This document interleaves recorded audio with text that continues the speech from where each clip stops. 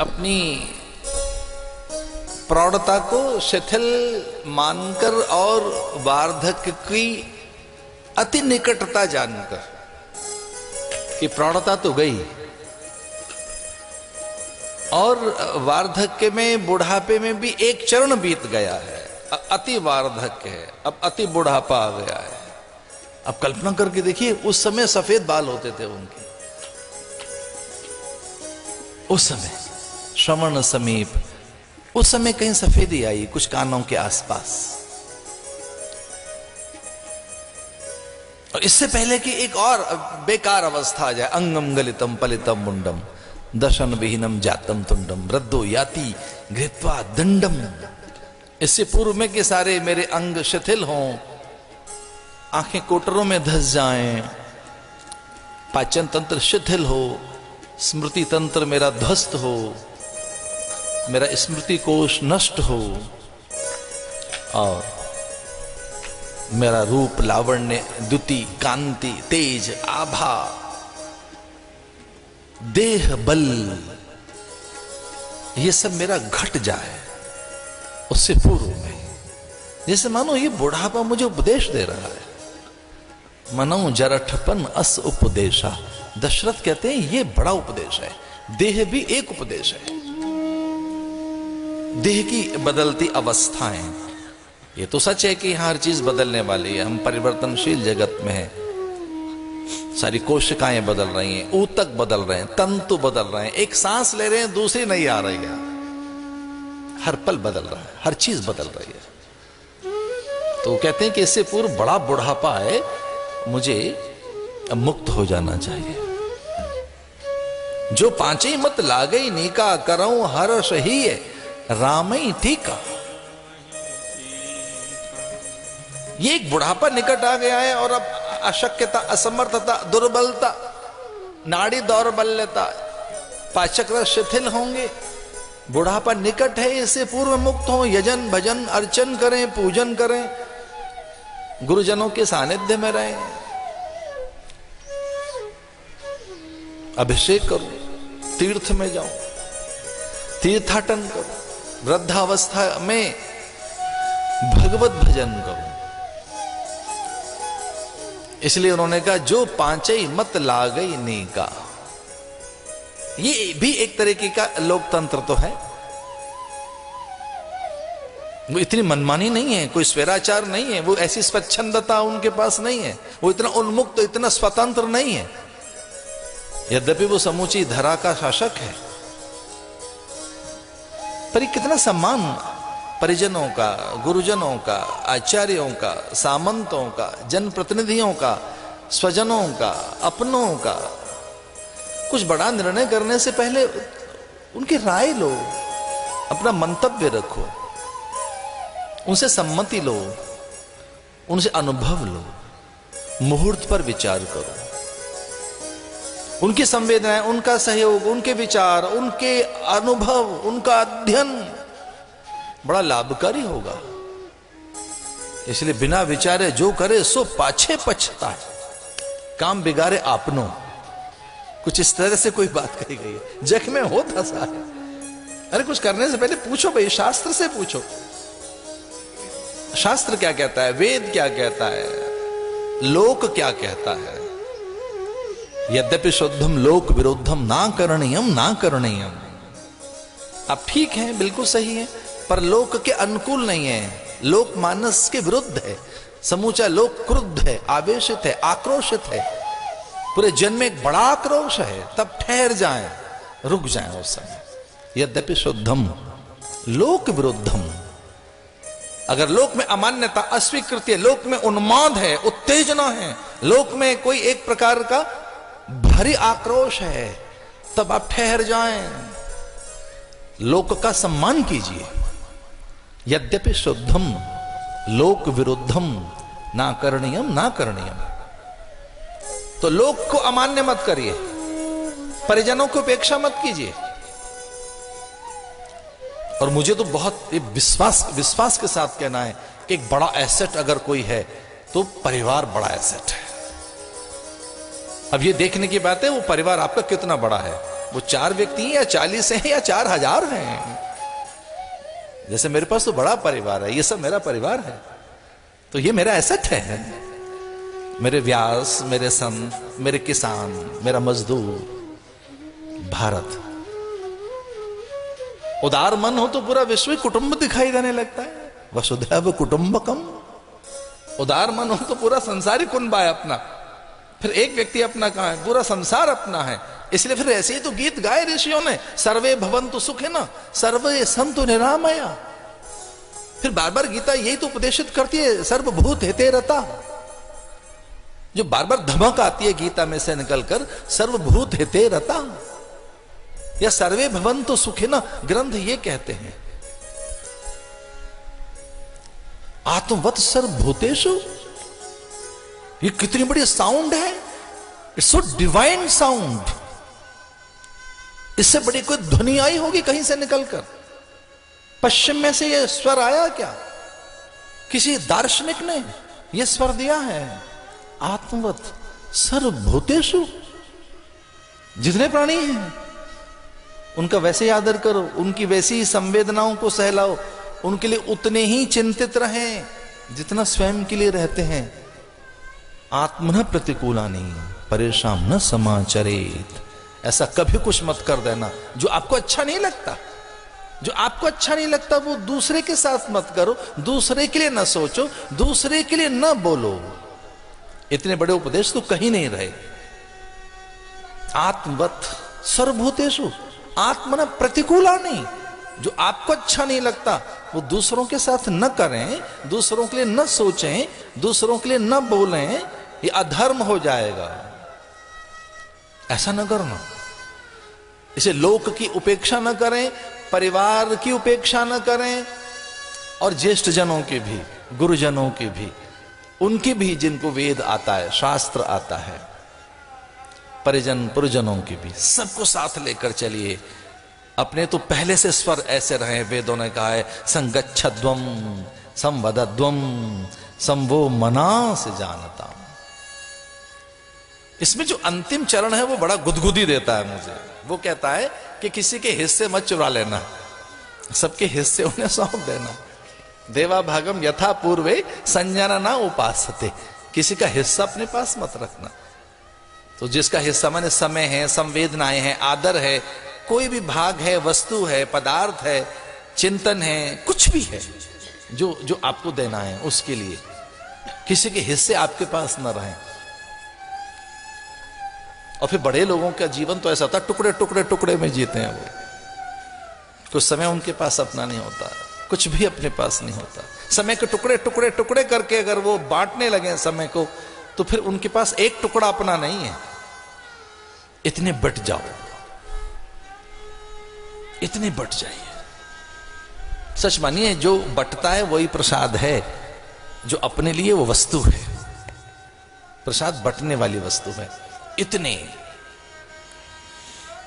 जो पांचें मत लागई नीका, दशरथ ने कोई 5 लोग चुने। अब वो कोई पहले कौन लोग रहे होंगे? जो वेद मत, जिनका वेद में विश्वास है। वेद मत, वैदिक ब्राह्मण, वैदिक वांग्मय, श्रुति संपन्न, श्रोत्रिय, ब्रह्मनिष्ठ सत्पुरुष। दूसरा जो शास्त्र, धर्मशास्त्र,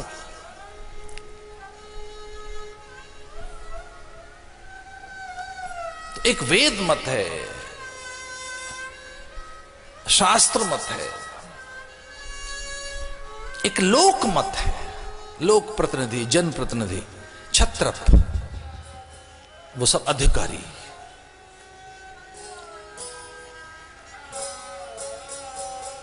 उस समय के सचिव, कानूनविद, उस समय के न्यायाधीश, वो तत्कालीन विधि विशेषज्ञ, और फिर परिवार, अपने भी लोग, उनकी भी उपेक्षा नहीं। जो पांचई मत लागई नीका। अगर ऐसा है तो मैं राम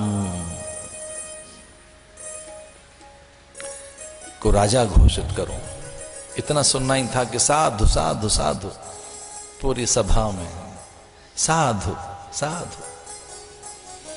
ऋषि मुनि तपस्वी अपने को रोक नहीं पाए, अपने आसन से उठकर राजा का आदर करने लगे। जैसे वामदेव जाबाल और वशिष्ठ विश्वामित्र सतानंद आदि उस समय ऋषि मुनि प्रसन्न हो गए, मंगल वाद्य बजने लगे। कुछ पल भर में ही काम बट गया। कौशल्या कहती है मैं धर्म अनुष्ठान करूंगी, अर्चन यजन करूंगी, देव वंदन करूंगी, नमः शिवाय का रात्रि भर जप करूंगी, कल तिलक होना है राम का, तो मैं तो भोर में कहीं आंख खोलूंगी, रात्रि जागरण करूंगी। बड़े कार्य की सिद्धि के लिए पहले रात्रि जागरण होता था, रात्रि भर उपासना, इष्ट की उपासना। मैं मंत्र जप करूंगी, निर्विघ्न सिद्धि के लिए गणनाथ की उपासना करूंगी।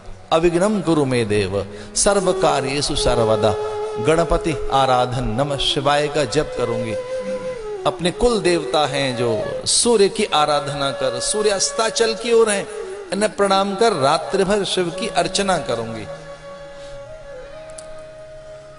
सुमित्रा कहती है मैं मंगलाचार करूंगी, कलश, बंधनवार, तोरणद्वार, अतिथि अभ्यागत आगंतुक का आदर मैं करूंगी। आज अब राजा कुछ नहीं करेंगे। राजा ने कहा मैं निश्चिंत होकर अपना सब कुछ सौंप देना चाहता हूं राम को। तो सुमित्रा कहती है हम ये सब देखेंगे, मैं चौक पूरूंगी, मंगल कलश। वो केवल सचिव करें, दासियां करें, परिचारिकाएं करें, ऐसा नहीं होगा। मैं स्वयं चौक पूरूंगी, वंदना करूंगी द्वार पर खड़े होकर। अतिथि अभ्यागत आगंतुकों का मैं आदर करते हुए अंदर लाऊंगी। पूजा की सामग्री मैं तैयार करूंगी। कई कहती है कि मैं शीर्षस्थ शिखरस्थ पुरुषों के सम्मान में द्वार पर खड़े रहूंगी। जो शीर्षस्थ पुरुष आएंगे, शिखरस्थ पुरुष आएंगे, ये जो मान्य अतिथि हैं, जो बड़े अतिथि हैं, गुरुजनों का आदर मैं करूंगी। दशरथ ने कहा कि बस फिर जब ये सारे कार्य संपन्न हो गए तो मैं निकलता हूं अयोध्या में सुमंत्र के साथ। ये मेरी अंतिम रात्र है। अब कल राजा तो मैं रहूंगा नहीं, मेरे माथे पर मुकुट नहीं रहेगा कल। तो एक बार कृतज्ञता, एक बार प्रणाम पूरी प्रजा को। कैसे सहयोग दिया उन्होंने, समय पर वो कर देती रही, मेरा आदर करती रही, कभी विधि की अवहेलना नहीं की। इसलिए एक बार मैं कृतज्ञता व्यक्त करने जाऊं। जगह जगह झांझ, मृदंग, शंख, शहनाई, जगह जगह झुंड बना कर अयोध्या में लोग अपने ढंग से उत्सव कर रहे हैं, अपने अपने ढंग से। मंगल कोकिल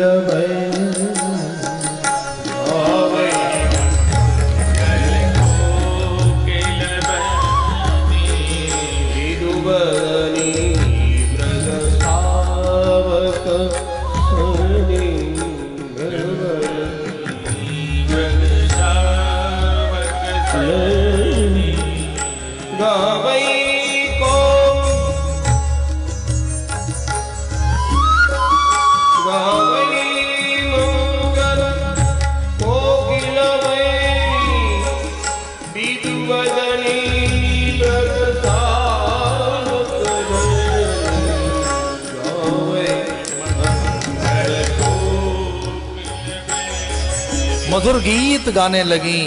छत्रप पत्नियां, उच्च पदस्थ, शीर्षस्थ, शिखरस्थ जो पुरुष थे, वहां के न्यायाधीश, मंत्री, बड़े सचिव, अतिरथी, महारथी, सेनापति, उनकी भारियाएं, भगनियां, तनयाएं, ऋषि पत्नियां और सुंदरियों का भी उल्लेख है इसमें कि जिनके सुंदर नेत्र हैं, अच्छे वस्त्र जिन्होंने पहन रखे हैं, जिनका मधुर कंठ है, वो गीत गाने लगे। पूरे अवध में आनंद छा गया। पूरे एक अवध में आनंद है, आनंद। अवध में राम राजा बनेंगे। राम राजय से कुसुम किए हर से नार, लगे सुमंगल सदन सब विधि अनुकूल विचार, गावे मंगल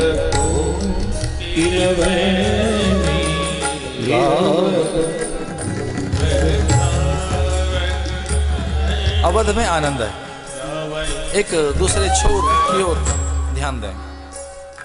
एक दूसरा छोर धरा से कहीं दूर, जहां न निहारिकाएं हैं न जन नक्षत्र हैं, दूर एक लोक स्वर्ग की कल्पना की गई है, जहां देव सत्ता रहती है, सप्त ऋषि रहते हैं, और वहां एक आपात बैठक।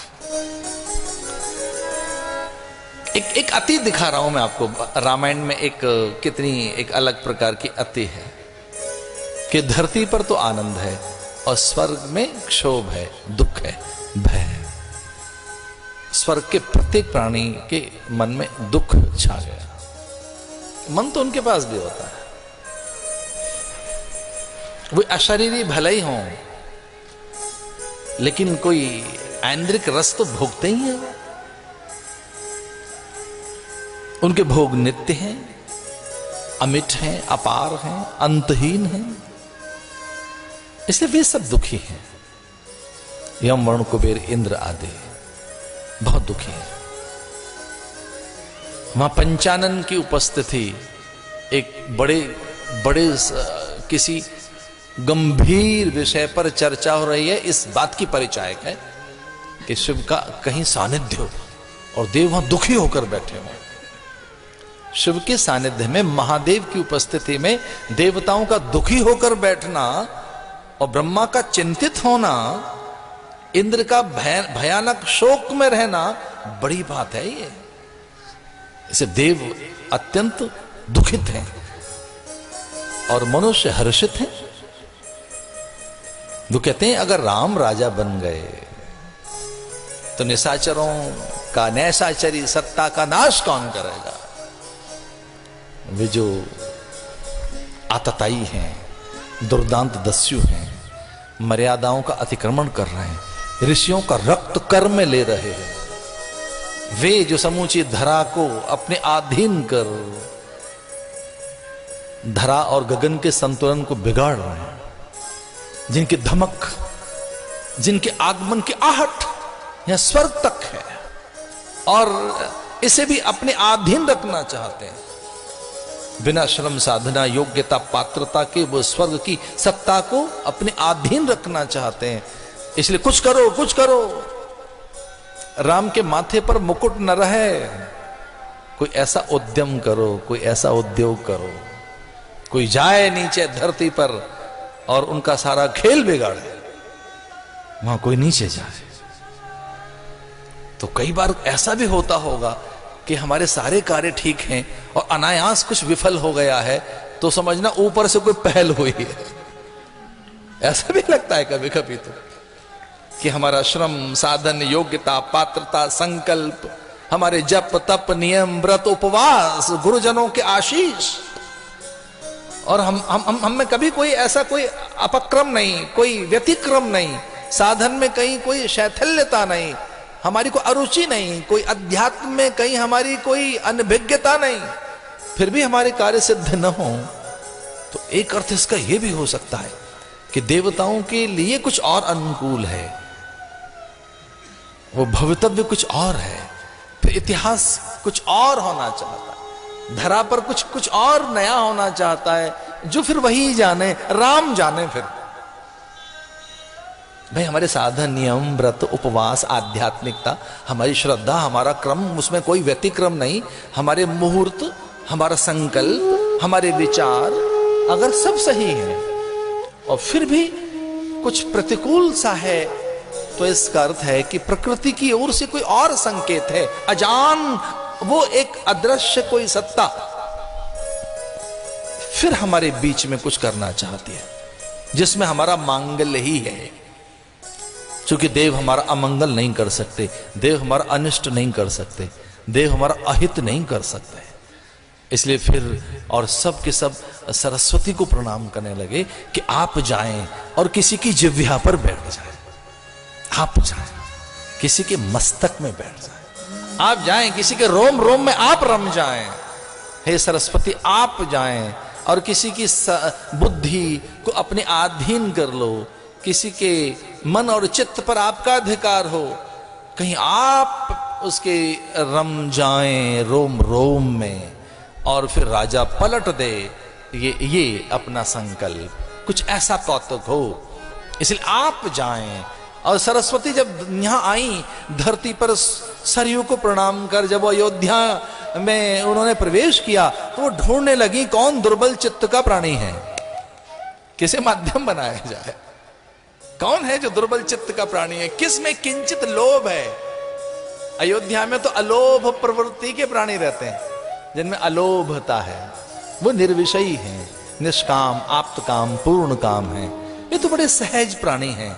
अयोध्या में कोई ऐसा प्राणी नहीं, तो फिर कौन ऐसा हो सकता है जिसका चित्त दुर्बल हो, जिसे अपने कार्य सिद्धि के लिए अनुकूल किया जा सके, इसे यंत्र बनाया जा सके, किसकी जिह्वा, मन, बुद्धि, चित्त, मति, गुण, धर्म, प्रकृति को वशीभूत किया जा सकता है। ऐसा कौन मतिमंद प्राणी हो सकता है, मतिमंद,